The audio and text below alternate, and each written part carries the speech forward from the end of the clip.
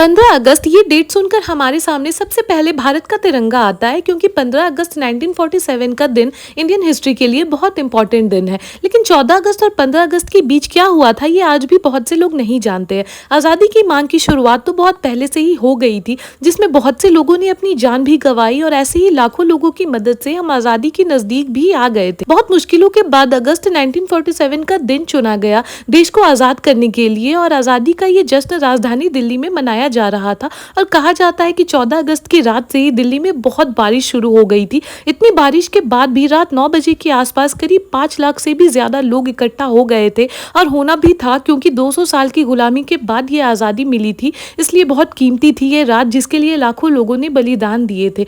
रात 10 बजे आज जो भारत का राष्ट्रपति भवन है, वहां पर जवाहरलाल नेहरू, सरदार पटेल, डॉक्टर राजेंद्र प्रसाद और माउंटबेटन आए, लेकिन महात्मा गांधी यहाँ पर नहीं आए। वो उस वक्त वेस्ट बंगाल में हिंदू और मुस्लिम के बीच चल रही लड़ाई को रोकना चाहते थे।